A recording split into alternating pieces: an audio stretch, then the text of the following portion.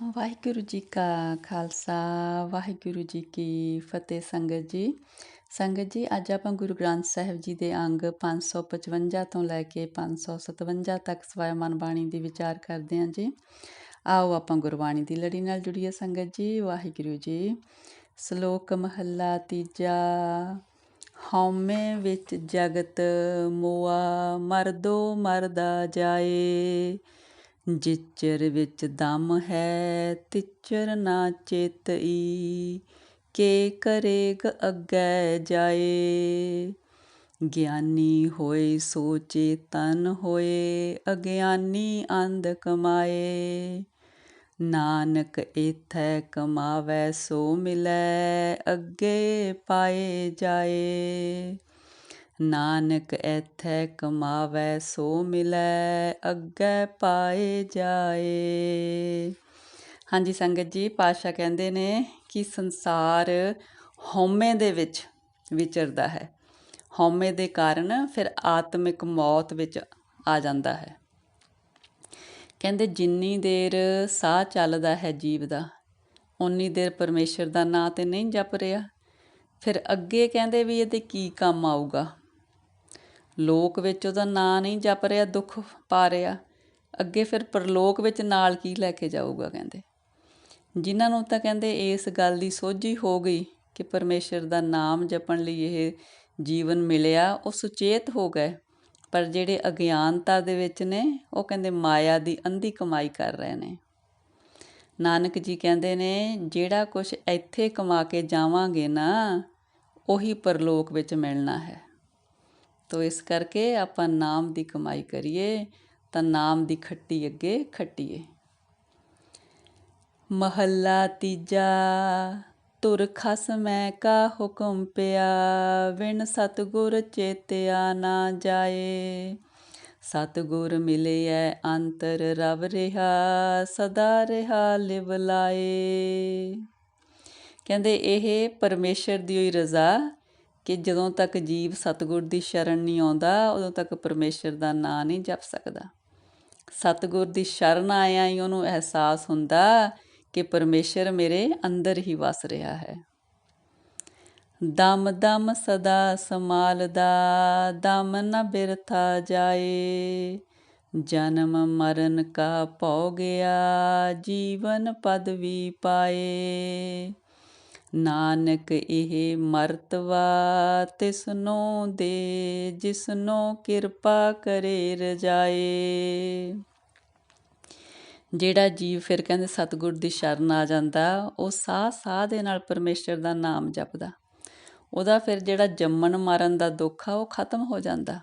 ਉਹ ਅਟੱਲ ਆਤਮਿਕ ਸਭ ਤੋਂ ਉੱਚੀ ਅਵਸਥਾ ਉਹ ਪਾ ਲੈਂਦਾ ਪਦਵੀ, ਕਿਉਂਕਿ ਉਹਦਾ ਜਨਮ ਮਰਨ ਦਾ ਚੱਕਰ ਖਤਮ ਹੋ ਜਾਂਦਾ। ਉਹਨੂੰ ਪਤਾ ਹੁੰਦਾ ਫਿਰ ਵੀ ਇਸ ਜਨਮ ਤੋਂ ਬਾਅਦ ਬਸ ਪਰਮੇਸ਼ਰ ਦੇ ਚਰਨਾਂ ਵਿੱਚ ਸਮਾਈ ਹੋ ਜਾਣੀ ਆ, ਅਤੇ ਉਹਨੂੰ ਫਿਰ ਕੋਈ ਇਹ ਖਤਰਾ ਨਹੀਂ ਹੁੰਦਾ ਕਿ ਮੇਰਾ ਆਵਾਗਮਨ ਦੇ ਵਿੱਚ ਪੈਣਾ। ਪਰ ਕਹਿੰਦੇ ਵੀ ਇਹ ਜਿਹੜੀ ਸਭ ਤੋਂ ਉੱਚੀ ਆਤਮਿਕ ਅਵਸਥਾ, ਇਹ ਜਿਹੜੀ ਪਰਮ ਪਦ ਦੀ ਅਵਸਥਾ, ਇਹ ਕਿਹਨੂੰ ਮਿਲਦੀ ਆ? ਜਿਸ ਨੂੰ ਪਰਮੇਸ਼ਰ ਆਪਣੀ ਕਿਰਪਾ ਕਰਕੇ ਆਪਣੀ ਰਜ਼ਾ ਦੇ ਅਨੁਸਾਰ ਦਿੰਦਾ। ਪੌੜੀ ਆਪੇ ਦਾਨਾ ਬੀਨਿਆ, ਆਪੇ ਪਰਦਾਨਾ, ਆਪੇ ਰੂਪ ਦਿਖਾਲਦਾ, ਆਪੇ ਲਾਏ ਧਿਆਨਾ। ਆਪੇ ਮੋਨੀ ਵਰਤਦਾ, ਆਪੇ ਕਥੇ ਗਿਆਨਾ।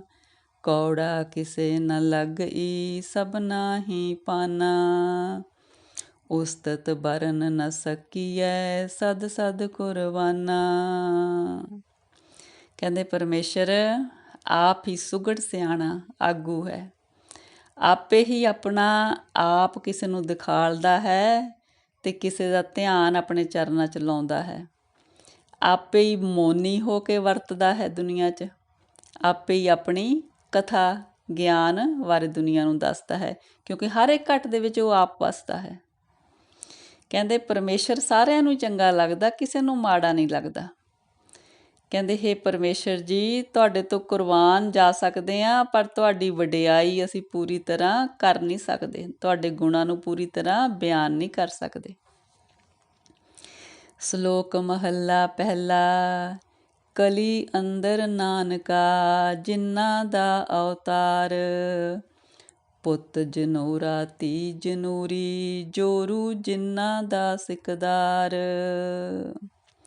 ਕਹਿੰਦੇ ਕਲਯੁਗ ਦੇ ਵਿੱਚ ਜੋ ਆਤਮਾ ਦਾ ਜਨਮ ਹੋ ਰਿਹਾ ਹੈ, ਸਾਰੀਆਂ ਆਤਮਾਵਾਂ ਜਿਸ ਤਰ੍ਹਾਂ ਇੱਕ ਤਰ੍ਹਾਂ ਜਿੰਨ ਮਾੜੀਆਂ ਆਤਮਾਵਾਂ ਨੇ। ਪੁੱਤ ਵੀ ਜਿੰਨ, ਧੀ ਵੀ ਜਿੰਨ, ਇਸਤਰੀ ਕਹਿੰਦੇ ਸਾਰੀਆਂ ਜਿੰਨਾਂ ਦੇ ਉੱਪਰ ਵੀ ਇਸਤਰੀ ਦਾ ਜਿਹੜਾ ਸਰੂਪ ਆ ਉਹ ਮਤਲਬ ਇਸ ਤਰ੍ਹਾਂ ਦਾ ਹੋਇਆ ਕਿ ਉਹ ਜਿੰਨਾਂ ਤੋਂ ਵੀ ਸਭ ਤੋਂ ਵੱਡਾ ਜਿਹੜਾ ਜਿੰਨ ਹੁੰਦਾ ਵੀ ਉਸ ਤਰ੍ਹਾਂ ਦਾ। ਮਹੱਲਾ ਪਹਿਲਾ। ਹਿੰਦੂ ਮੂਲੇ ਪੁੱਲੇ ਅਖੁੱਟੀ ਜਾਹੀ, ਨਾਰਦ ਕਿਹਾ ਸੋ ਪੂਜ ਕਰਾਹੀ। ਅੰਧੇ ਗੁੰਗੇ ਅੰਧ ਅੰਧਾਰ, ਪਾਥਰ ਲੈ ਪੂਜੈ ਮੁਗਧ ਗਵਾਰ। ਉਹ ਜੋ ਆਪ ਡੁੱਬੇ ਤੁਮ ਕਹਾਂ ਤਾਰਨ ਹਾਰ, ਉਹ ਜਾ ਆਪ ਡੁੱਬੇ ਤੁਮ ਕਹਾਂ ਤਰਨ ਹਾਰ। ਵਾਹਿਗੁਰੂ ਜੀ। ਕਹਿੰਦੇ ਹਿੰਦੂ ਜਗਤ ਦੇ ਵਿੱਚ ਬਿਲਕੁਲ ਹੀ ਕਹਿੰਦੇ ਆਪਣੀ ਜਿਹੜੀ ਹੈਗਾ ਜੀਵਨ ਵਿਅਰਥ ਗਵਾ ਰਹੇ ਨੇ। ਜੋ ਨਾਰਦ ਨੇ ਕਿਹਾ ਉਸ ਚੀਜ਼ ਦੀ ਪੂਜਾ ਕਰ ਰਹੇ ਨੇ, ਪੂਜਾ ਕਰ ਰਹੇ ਨੇ ਪੱਥਰ ਦੀ। ਕਹਿੰਦੇ ਇਆਣ ਨੇ ਕਹਿੰਦੇ ਮੂਰਖ ਬਣ ਗਏ। ਕਹਿੰਦੇ ਅੰਧੇ ਜਿਵੇਂ ਹੁੰਦੇ ਨੇ, ਅੰਧੇ ਵੀ ਹੋ ਗਏ, ਗਿਆਨ ਨਹੀਂ ਰੱਖ ਰਹੇ ਵੀ ਕਿਸ ਚੀਜ਼ ਦੀ ਪੂਜਾ ਕਰਨੀ ਆ, ਪਰਮੇਸ਼ਰ ਦੀ। ਗੂੰਗੇ ਨੇ ਸਿਰਫ ਪੂਜਾ ਕਰ ਰਹੇ ਨੇ, ਨਾਮ ਨਹੀਂ ਜਪ ਰਹੇ। ਫਿਰ ਕਹਿੰਦੇ ਮਾਇਆ ਦੇ ਅੰਧ ਵਿੱਚ ਨੇ। ਕਹਿੰਦੇ ਉਹ ਪੱਥਰ ਦੀ ਪੂਜਾ ਕਰਦੇ ਨੇ, ਉਹ ਪੱਥਰ ਜੋ ਆਪ ਹੀ ਡੁੱਬ ਜਾਂਦਾ ਤੇ ਦੂਜਿਆਂ ਨੂੰ ਕਿਵੇਂ ਤਾਰ ਲੂ। ਕਹਿੰਦੇ ਪੌੜੀ ਸਭ ਕਹਿ ਤੇਰੇ ਵਸ ਹੈ, ਤੂੰ ਸੱਚਾ ਸਾਹਾ। ਭਗਤ ਰਤੇ ਰੰਗ ਏਕ ਕੈ, ਪੂਰਾ ਵੇ ਸਾਹਾ। ਅੰਮ੍ਰਿਤ ਭੋਜਨ ਨਾਮ ਹਰ, ਰਜ ਰਜ ਜਨ ਖਾਹਾ। ਸਭ ਪਦਾਰਥ ਪਾਈਨ, ਸਿਮਰਨ ਸੱਚ ਲਾਹਾ। ਸੰਤ ਪਿਆਰੇ ਪਾਰ ਬ੍ਰਹਮ, ਨਾਨਕ ਹਰ ਅਗਮ ਅਗਾਹਾ। ਵਾਹਿਗੁਰੂ ਜੀ। ਕਹਿੰਦੇ ਹੇ ਪਰਮੇਸ਼ਰ ਜੀ, ਸਭ ਕੁਛ ਸੰਸਾਰ ਦਾ ਤੇਰੇ ਵਸ ਵਿੱਚ ਹੈ, ਤੂੰ ਹੀ ਸੱਚਾ ਸ਼ਾਹ ਹੈ। ਕਹਿੰਦੇ ਜਿਹੜੇ ਭਗਤ ਨੇ ਉਹ ਤੇਰੇ ਪ੍ਰੇਮ ਰੰਗ ਵਿੱਚ ਰੰਗੇ ਰਹਿੰਦੇ ਨੇ, ਉਹਨਾਂ ਨੂੰ ਤੇਰੇ 'ਤੇ ਪੂਰਾ ਭਰੋਸਾ ਹੈ। ਉਹ ਕਹਿੰਦੇ ਅੰਮ੍ਰਿਤ ਰੂਪੀ ਨਾਮ ਦਾ ਭੋਜਨ ਰੱਜ ਰੱਜ ਖਾਂਦੇ ਨੇ। ਕਹਿੰਦੇ ਜਿਹੜੇ ਕਹਿੰਦੇ ਪਰਮੇਸ਼ਰ ਦਾ ਨਾਮ ਸਿਮਰਦੇ ਨੇ, ਉਹਨਾਂ ਨੂੰ ਸਾਰੇ ਹੀ ਪਦਾਰਥ ਮਿਲਦੇ ਨੇ, ਉਹਨਾਂ ਨੂੰ ਕਿਸੇ ਚੀਜ਼ ਦੀ ਭੁੱਖ ਨਹੀਂ ਰਹਿ ਜਾਂਦੀ। ਉਹ ਸੱਚੇ ਨਾਮ ਦਾ ਲਾਹਾ ਖੱਟ ਕੇ ਸਾਰੇ ਤਰ੍ਹਾਂ ਦੇ ਪਦਾਰਥ ਪਾ ਲੈਂਦੇ ਨੇ। ਕਹਿੰਦੇ ਹੇ ਪਰਮੇਸ਼ਰ ਜੀ, ਤੂੰ ਅਗੰਮ ਅਗਾਹ ਹੈ, ਤੇਰੇ ਤੱਕ ਸਾਡੀ ਪਹੁੰਚ ਨਹੀਂ, ਪਰ ਤੇਰੇ ਸੰਤ ਤੈਨੂੰ ਸਦਾ ਹੀ ਪਿਆਰੇ ਨੇ। ਸ਼ਲੋਕ ਮਹੱਲਾ ਤੀਜਾ। ਸਭ ਕਿਛ ਹੁਕਮੇ ਆਵਦਾ, ਸਭ ਕਿਛ ਹੁਕਮੇ ਜਾਏ। ਜੇ ਕੋ ਮੂਰਖ ਆਪੋ ਜਾਣੈ, ਅੰਧਾ ਅੰਧ ਕਮਾਏ। ਨਾਨਕ ਹੁਕਮ ਕੋ ਗੁਰਮੁਖ ਬੂਝੈ, ਜਿਸਨੋ ਕਿਰਪਾ ਕਰੇ ਰਜਾਏ। ਕਹਿੰਦੇ ਹੇ ਪਰਮੇਸ਼ਰ ਜੀ, ਸਭ ਕੋਈ ਤੇਰੇ ਹੁਕਮ ਵਿੱਚ ਇੱਥੇ ਆਉਂਦਾ, ਤੇਰੇ ਹੁਕਮ ਵਿੱਚ ਹੀ ਚਲੇ ਜਾਂਦਾ, ਸਭ ਕੁਛ ਤੇਰੇ ਹੁਕਮ 'ਚ ਹੋ ਰਿਹਾ। ਕਹਿੰਦੇ ਜਿਹੜਾ ਜੀਵ ਆ ਉਹ ਆਪਣੇ ਆਪ ਨੂੰ ਇਹ ਸਮਝ ਕੇ ਵੀ ਪਤਾ ਨਹੀਂ ਉਹ ਕੁਛ ਕਰ ਰਿਹਾ ਹੈ, ਪਰਮੇਸ਼ਰ ਨੂੰ ਨਹੀਂ ਸਮਝਦਾ ਕਿ ਪਰਮੇਸ਼ਰ ਕਰਨ ਵਾਲਾ। ਉਹ ਜੀਵ ਕਹਿੰਦੇ ਮੂਰਖ ਆ। ਉਹ ਕਹਿੰਦੇ ਝੂਠ ਦੀ ਕਮਾਈ ਕਰ ਰਿਹਾ, ਜੋ ਸਮਝਦਾ ਕਿ ਵੀ ਮੈਂ ਕੁਛ ਕਰ ਰਿਹਾ। ਫਿਰ ਨਾਨਕ ਜੀ ਕਹਿੰਦੇ ਨੇ ਜਿਹੜੇ ਜੀਵ ਗੁਰੂ ਦੇ ਸਨਮੁਖ ਹੁੰਦੇ ਨੇ, ਉਹਨਾਂ ਨੂੰ ਪਰਮੇਸ਼ਰ ਦੀ ਹੁਕਮ ਦੀ ਸਮਝ ਆਉਂਦੀ ਆ, ਅਤੇ ਜਿਹਦੇ ਉੱਪਰ ਪਰਮੇਸ਼ਰ ਦੀ ਕਿਰਪਾ ਹੁੰਦੀ ਆ, ਉਹ ਜੀਵ ਪਰਮੇਸ਼ਰ ਦੀ ਰਜ਼ਾ ਨੂੰ ਸਮਝ ਲੈਂਦੇ ਨੇ। ਮਹੱਲਾ ਤੀਜਾ। ਸੋ ਜੋਗੀ ਜੁਗਤ ਸੋ ਪਾਏ, ਜਿਸਨੂੰ ਗੁਰਮੁਖ ਨਾਮ ਪ੍ਰਾਪਤ ਹੋਏ। ਤਿਸ ਜੋਗੀ ਕੀ ਨਗਰੀ ਸਭ ਕੋ ਵਸੈ, ਪੇਖੀ ਜੋਗ ਨ ਹੋਏ। ਨਾਨਕ ਐਸਾ ਵਿਰਲਾ ਕੋ ਜੋਗੀ, ਜਿਸ ਘਟ ਪ੍ਰਗਟ ਹੋਏ। ਵਾਹਿਗੁਰੂ ਜੀ। ਫਿਰ ਨਾਨਕ ਜੀ ਕਹਿੰਦੇ ਨੇ ਅਸਲ ਦੇ ਵਿੱਚ ਜੋਗੀ ਉਹ ਹੈ, ਜੀਵਨ ਦੀ ਜੁਗਤ ਨੂੰ ਉਹਨੇ ਸਮਝਿਆ ਜਿਹਨੇ ਗੁਰੂ ਦੇ ਸਨਮੁਖ ਹੋ ਕੇ ਨਾਮ ਪ੍ਰਾਪਤ ਕਰ ਲਿਆ। ਉਸ ਜੋਗੀ ਦੀ ਸਰੀਰ ਰੂਪੀ ਨਗਰੀ ਦੇ ਵਿੱਚ ਸਾਰੇ ਗੁਣ ਆ ਜਾਂਦੇ ਨੇ। ਕੋਈ ਜੋਗੀ ਦਾ ਭੇਖ ਧਾਰਨ ਨਾਲ ਜੋਗੀ ਨਹੀਂ ਬਣ ਜਾਂਦਾ। ਜੋਗੀ ਉਹ ਜਿਹਨੇ ਜੀਵਨ ਦੀ ਜੁਗਤ ਨੂੰ ਸਮਝ ਲਿਆ। ਨਾਨਕ ਜੀ ਕਹਿੰਦੇ ਨੇ ਐਸਾ ਜੋਗੀ ਕੋਈ ਵਿਰਲਾ ਹੈ ਜਿਸ ਘਟ ਵਿੱਚ ਪਰਮੇਸ਼ਰ ਪ੍ਰਤੱਖ ਹੋ ਜਾਂਦਾ ਹੈ। ਪੌੜੀ ਆਪੇ ਜੰਤ ਉਪਾਇਨ, ਆਪੇ ਆਧਾਰ, ਆਪੇ ਸੂਖਮ ਪਾਲੀਐ, ਆਪੇ ਪਾਸਾਰ, ਆਪ ਇਕਾਤੀ ਹੋਏ ਰਹੇ, ਆਪੇ ਵਡ ਪਰਵਾਰ, ਨਾਨਕ ਮੰਗੈ ਦਾਨ ਹਰ, ਸੰਤਾਂ ਰੇ ਨਾਰ, ਹੋਰ ਦਾਤਾਰ ਨ ਸੁਝਈ, ਤੂੰ ਦੇਵਨਹਾਰ ਸੁਧ। ਹਾਂਜੀ ਸੰਗਤ ਜੀ, ਪਾਤਸ਼ਾਹ ਕਹਿੰਦੇ ਨੇ ਪਰਮੇਸ਼ਰ ਜੀ ਤੂੰ ਆਪ ਹੀ ਜੀ ਪੈਦਾ ਕੀਤੇ ਨੇ, ਆਪ ਹੀ ਤੂੰ ਇਹਨਾਂ ਨੂੰ ਆਸਰਾ ਦਿੰਦਾ, ਆਪ ਹੀ ਤੂੰ ਸੂਖਮ ਰੂਪ ਵਿੱਚ ਵਰਤ ਰਿਹਾ, ਆਪ ਹੀ ਤੂੰ ਸੰਸਾਰ ਦਾ ਪਸਾਰਾ ਕੀਤਾ ਹੈ। ਆਪ ਹੀ ਪਹਿਲਾਂ ਸੁੰਨ ਸਮਾਧ ਵਿੱਚ ਇਕੱਲਾ ਸੀ, ਸੰਸਾਰ ਨਹੀਂ ਸੀ ਬਣਾਇਆ, ਫਿਰ ਆਪ ਹੀ ਆਪਣੇ ਤੋਂ ਸੰਸਾਰ ਦਾ ਪਸਾਰਾ ਕਰਕੇ ਆਪਣਾ ਵੱਡਾ ਪਰਿਵਾਰ ਬਣਾ ਲਿਆ। ਨਾਨਕ ਜੀ ਕਹਿੰਦੇ ਨੇ ਹੇ ਪਰਮੇਸ਼ਰ ਜੀ, ਤੁਹਾਡੇ ਦਰ ਤੋਂ ਤੁਹਾਡੇ ਸੰਤਾਂ ਦੀ ਚਰਨ ਧੂੜ ਦਾ ਦਾਨ ਮੰਗਦੇ ਹਾਂ। ਕਹਿੰਦੇ ਤੁਹਾਡੇ ਤੋਂ ਬਿਨਾਂ ਸਾਨੂੰ ਕੋਈ ਹੋਰ ਦਾਤਾ ਦਿਸਦਾ ਨਹੀਂ, ਇੱਕ ਤੂੰ ਹੀ ਦੇਵਨਹਾਰ ਹੈ ਦਾਤਾ ਜੀ। ਇੱਕ ਓਂਕਾਰ ਸਤਿਨਾਮ ਕਰਤਾ ਪੁਰਖ, ਨਿਰਭਉ ਨਿਰਵੈਰ, ਅਕਾਲ ਮੂਰਤ, ਅਜੂਨੀ ਸੈਭੰ, ਗੁਰ ਪ੍ਰਸਾਦ। ਪਰਮੇਸ਼ਰ ਇੱਕ ਹੈ ਜਿਹਦਾ ਨਾਮ ਸੱਚਾ ਹੈ, ਜੋ ਕਰਤਾ ਪੁਰਖ ਹੈ। ਉਹਨੂੰ ਕਿਸੇ ਦਾ ਡਰ ਨਹੀਂ, ਉਹਨੂੰ ਕਿਸੇ ਦੇ ਨਾਲ ਵੈਰ ਨਹੀਂ, ਉਹ ਕਾਲ ਤੋਂ ਰਹਿਤ ਹੈ। ਉਹ ਮੂਰਤ ਅਜੂਨੀ ਹੈ, ਜੂਨਾਂ ਵਿੱਚ ਨਹੀਂ ਆਉਂਦਾ, ਉਹਦਾ ਪ੍ਰਕਾਸ਼ ਆਪਣੇ ਆਪ ਤੋਂ ਹੈ, ਗੁਰੂ ਦੀ ਕਿਰਪਾ ਸਦਕਾ ਮਿਲਦਾ ਹੈ।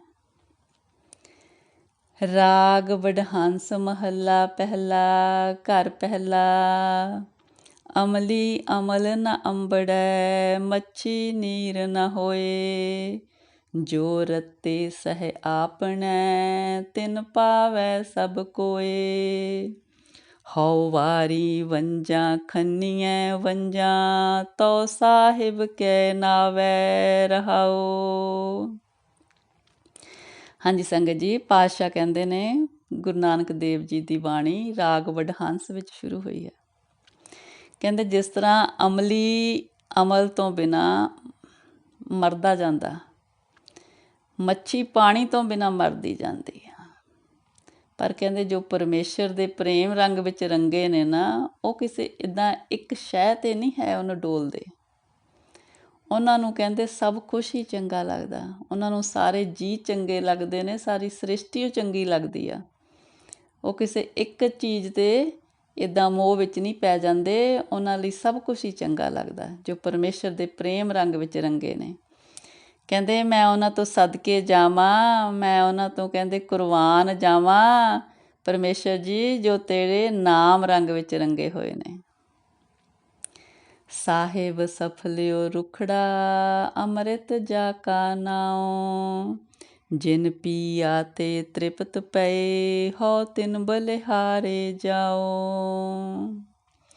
ਪਰਮੇਸ਼ਰ ਕਹਿੰਦੇ ਇੱਕ ਸਫਲ ਫੁੱਲਾਂ ਵਾਲਾ ਦਰਖਤ ਹੈ, ਜਿਵੇਂ ਉਸ ਦਰਖਤ ਦਾ ਫਲ ਕੀ ਹੈ? ਅੰਮ੍ਰਿਤ। ਕਹਿੰਦੇ ਜਿਸ ਨੇ ਕਹਿੰਦੇ ਉਸ ਅੰਮ੍ਰਿਤ ਰੂਪੀ ਫਲ ਦਾ ਸਵਾਦ ਚੱਖ ਲਿਆ ਤੇ ਤ੍ਰਿਪਤ ਹੋ ਗਏ ਨੇ, ਕਿਸੇ ਤਰ੍ਹਾਂ ਦੀ ਭੁੱਖ ਨਹੀਂ ਰਹਿ ਗਈ ਉਹਨਾਂ ਨੂੰ, ਮੈਂ ਉਹਨਾਂ ਤੋਂ ਸਦਕੇ ਜਾਵਾਂ। ਕਹਿੰਦੇ ਸਦਕੇ ਜਾਵਾਂ। ਮੈਂ ਕੀ ਨਦਰ ਨ ਆਵਹੀ, ਵਸੈ ਹੱਬੀਆਂ ਨਾਲ, ਤਿਖਾ ਤਿਹਾਇਆ ਕਿਉਂ ਲਹੇ ਜਾਪ ਸਰ ਪੀਤਰ ਪਾਲ। ਕਹਿੰਦੇ ਮੈਂ ਕੀ ਨਦਰ ਨ ਆਵੀ ਵਸੈ ਹੱਬੀਆਂ ਨਾਲ। ਕਹਿੰਦੇ ਮੇਰੇ ਵਿੱਚ ਕੋਈ ਗੁਣ ਨਹੀਂ ਹੈ ਅਤੇ ਮੈਂ ਤਾਂ ਪਰਮੇਸ਼ਰ ਨੂੰ ਫਿਰ ਪਰਮੇਸ਼ਰ ਦੀ ਨਿਗਾਹ ਵਿੱਚ ਨਹੀਂ, ਪਰ ਸਭ ਹੋਰ ਜੋ ਪਰਮੇਸ਼ਰ ਦਾ ਨਾਮ ਜਪਦੇ ਨੇ, ਪਰਮੇਸ਼ਰ ਸਾਰਿਆਂ ਦੇ ਅੰਗ ਸੰਗ ਹੈ, ਉਹਨਾਂ ਨੂੰ ਦਿਸਦਾ ਹੈ, ਉਹਨਾਂ ਨੂੰ ਅਨੁਭਵ ਹੁੰਦਾ ਹੈ ਕਿ ਪਰਮੇਸ਼ਰ ਸਾਡੇ ਅੰਗ ਸੰਗ ਹੈ, ਜਿਨ੍ਹਾਂ ਵਿੱਚ ਪਰਮੇਸ਼ਰ ਦੇ ਗੁਣ ਆ ਗਏ ਨੇ। ਕਹਿੰਦੇ ਜੀਵ ਦੇ ਅੰਦਰ ਪਰਮੇਸ਼ਰ ਦਾ ਨਾਮ ਰੂਪੀ ਅੰਮ੍ਰਿਤ ਹੈ, ਫਿਰ ਵੀ ਕਹਿੰਦੇ ਕਿਉਂ ਪਿਆਸਾ ਹੈ ਪਰਮੇਸ਼ਰ ਦੇ ਨਾਮ ਤੋਂ ਬਿਨਾਂ। ਕਿਉਂਕਿ ਅੰਦਰ ਕਹਿੰਦੇ ਇੱਕ ਜਿਹੜੀ ਕੂੜ ਦੀ ਪਾਲ ਹੈਗੀ ਆ, ਅੰਦਰ ਪਾਲ ਬਣੀ ਹੋਈ ਆ ਪਰਮੇਸ਼ਰ ਦੇ ਵਿੱਚ, ਨਾਮ ਰਸ ਦੇ ਵਿਚਕਾਰ ਅਤੇ ਜੀਵ ਦੇ ਵਿਚਕਾਰ। ਉਹਦੇ ਕਰਕੇ ਜਿਹੜਾ ਜੀਵ ਆ ਤਿੱਖਾ ਤਿਹਾਇਆ ਹੈ, ਪਰਮੇਸ਼ਰ ਦੇ ਨਾਮ ਰਸ ਤੱਕ ਪਹੁੰਚ ਨਹੀਂ ਸਕਦਾ, ਹੈ ਅੰਦਰ ਹੀ।